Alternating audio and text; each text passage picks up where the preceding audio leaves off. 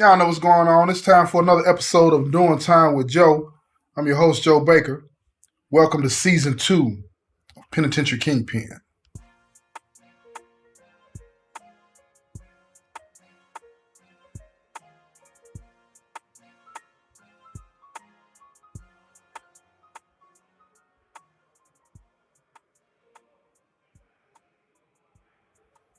Roxanne is making moves, y'all. She's laid the foundation for her drug operation, right?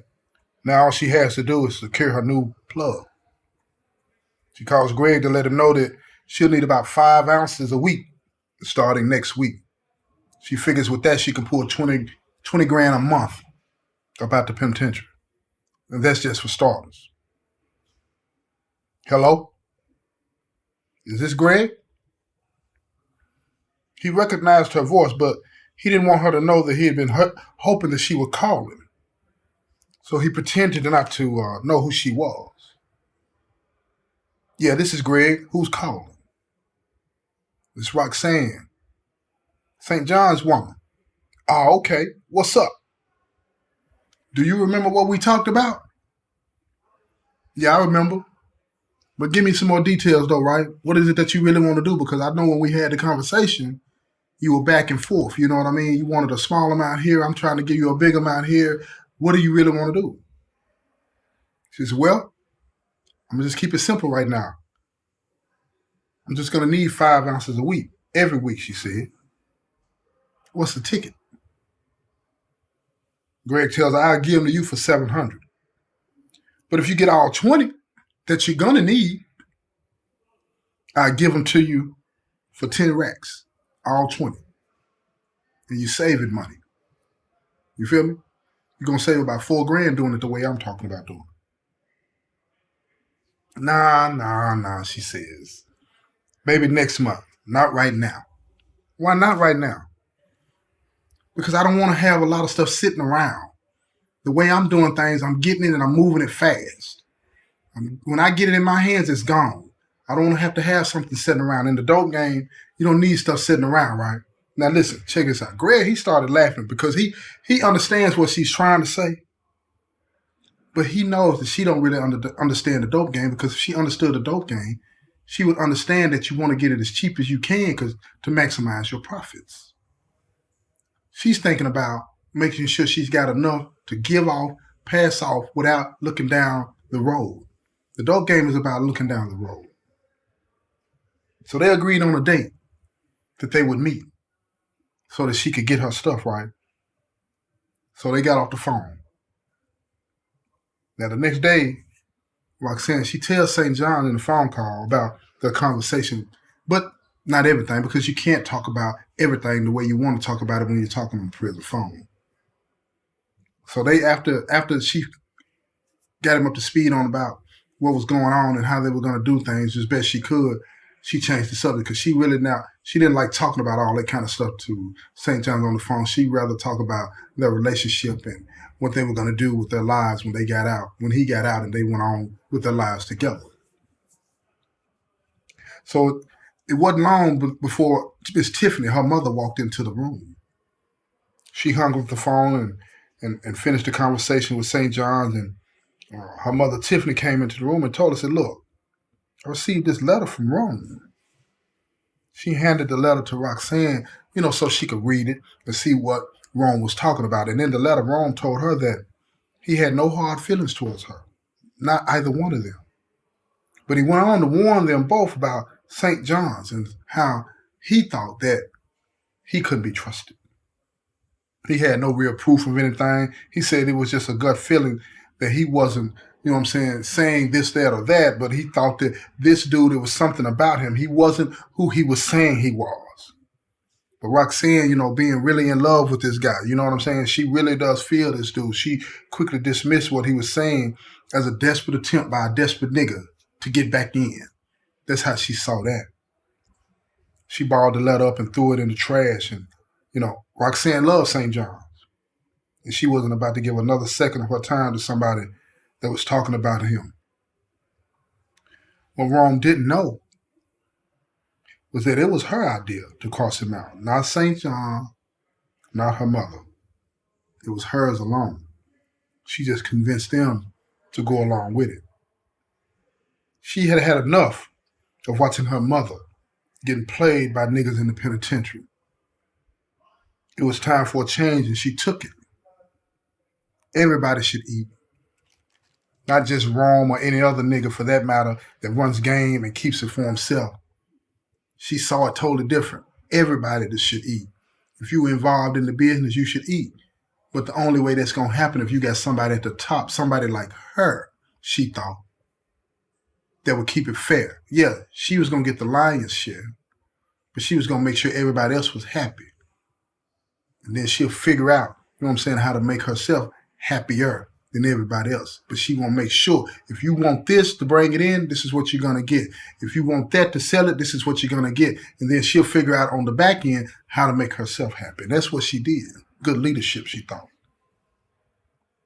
After this week, she could finally cut ties with Rome because she had a new plug now that was ready and willing. But right now, she had to do what she had to do. Continue to play along to get along. The next day, she went to pick up the pack from Rome's plug. He was waiting, as usual, with the pack. But when she pulled up, he handed her the phone. She looked at him puzzled and said, "Why are you handing me the phone? Where's my dope?" He looked at her and said, "Rome wants to talk to you." She reluctantly took the phone and said, "Hello?" Immediately, he started cussing, calling her out of her name. She didn't care about any of that, but she wasn't about to sit there and let him talk to her like that. Roxanne wasn't stupid. She knows how people in the streets think. She knows how people in the streets feel about snitches. So she went there. She knew that the plug was ear hustling the conversation. So she put on for him. She wanted him to hear what was being said. So she hit him like this. "I'm not doing that." Now keep in mind, Rome is on the other end of the phone, and he's not saying anything near what she's relaying out of her conversation. It's like two conversations going on. Rome is saying one thing, she's saying another, because her conversation is not for Rome.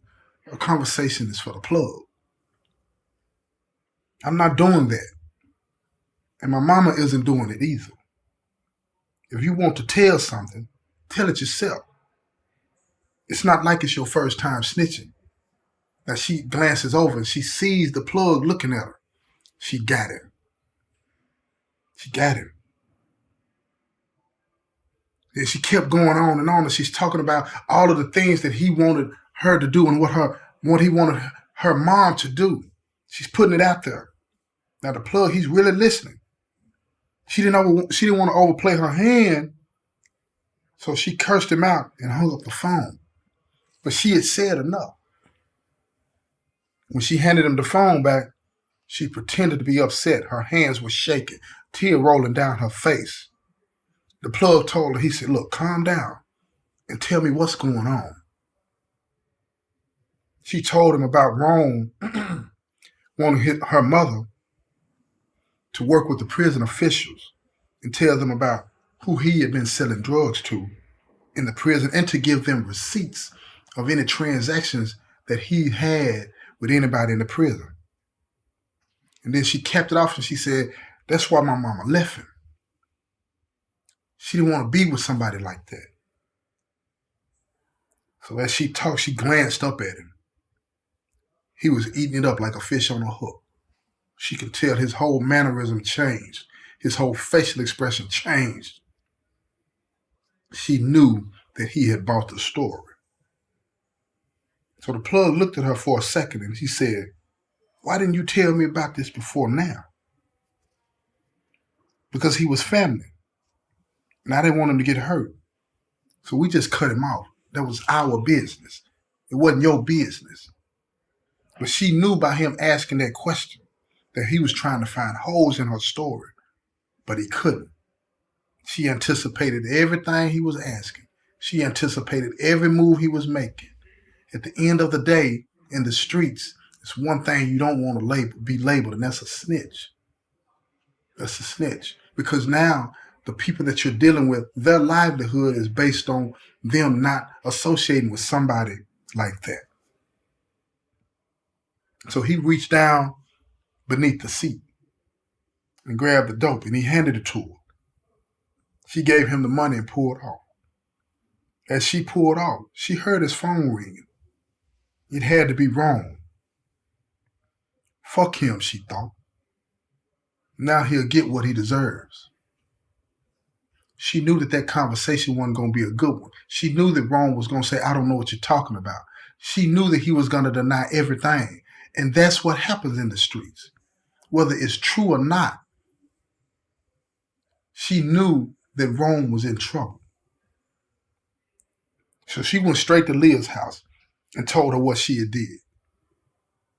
Leah laughed, but she really didn't care about none of that type of stuff. All she was focused on was getting paid. Guess who's coming over tonight, Leah said. Who? Said Roxanne. Leah was wearing loose-fitting shorts and a tight-fitting tank top. She spread her legs wide, moved the shorts to the side, revealing that she had on no panties, and stuck her finger inside of herself. Your favorite corrections officer, she laughed. Roxanne looked at her and said, Does Ben know what's going on with you and her? Leah said, Oh, yeah. He listens to us on the phone when she eats me out. Roxanne just shook her head and laughed. What time is she coming over? In about an hour? Roxanne looked at Leah and said, Do you think she could get some stuff into the prison? Yeah, I think so. But why don't you ask her? I don't want her to think I'm playing her. Damn, girl. You done fell in love with her? Nah, it's not that. I just like her company for what we do. That's it. I don't want her to feel like I want her to do it. If she decides to do it, I want her to do it because she wants to do it, and it's between you and her. Like what me and you are doing is between me and you. I don't want her to feel some kind of way. I just want this to be what it is with her. And that's that on that. Roxanne looked at her and said, Does she know what we're doing, though? Yeah, she knows everything. Damn, Leah. Why did you tell her? I don't know. I don't know why I told her. We were just talking. You know how it is, pillow talk. She's not going to tell it. Now, you don't know that. You don't know what she's going to do. When the officer got to the house, they all sat around and talked about the day they met. The officer apologized to Roxanne, but Roxanne wasn't hearing that. She still wanted to kick her butt because she felt like she shouldn't have did what she did without asking first. Her body belonged to her and her alone, and she decided who touched it and who didn't. Damn the rest, apologies and all. So at the end of the day, she knew that she had to move on. She put her business hat on. This is my opportunity, Roxanne thought. If she is truly sorry for what she did, she might feel like she has to show me something by doing what I asked. Besides, she already knew what we were up to. So she picked her time. When Leah got up to go to the kitchen, leaving Roxanne and the officer alone, she knew this is it. And Roxanne wasted no time. Why haven't you said anything about us bringing dope into the prison? Roxanne asked. Do you want to make some money? I don't care nothing about that. I do my 8 and I'm gone. That's just me. What you got going on with somebody inside ain't got nothing to do with me. But forget all of that, though. Do you want to make some money? She said, how? She said, I need somebody to take something in for me during the week. Let me think about that. No, we ain't finna do all that. I need an answer tonight. Leah walked back in while they were talking. They all looked at each other, and then the officer said, how much you paying? I'll give you 600 to take in 3 a week. Who do I give it to? Give it to St. John the Ben. It don't matter. So she sat there for a second. She thought about it. She looked at Leah. Leah leaned over and gave her a big old wet kiss on the lips. She looked back at Roxanne. She said, I'm in. Leah and the officer, they continued to kiss. So Roxanne got up to leave. They both looked at Roxanne and said, you don't have to leave. Oh, yeah. Yeah, I do, she replied, and walked out of the room. On the way home, she knew that things were coming together too easy. Rome was going to be a problem that she would have to take care of sooner or later. I'll do it later, she thought. This concludes this episode of Penitentiary Kingpin. This has been another episode of Doing Time with Joe. I'm your host, Joe Baker, and I say peace, y'all.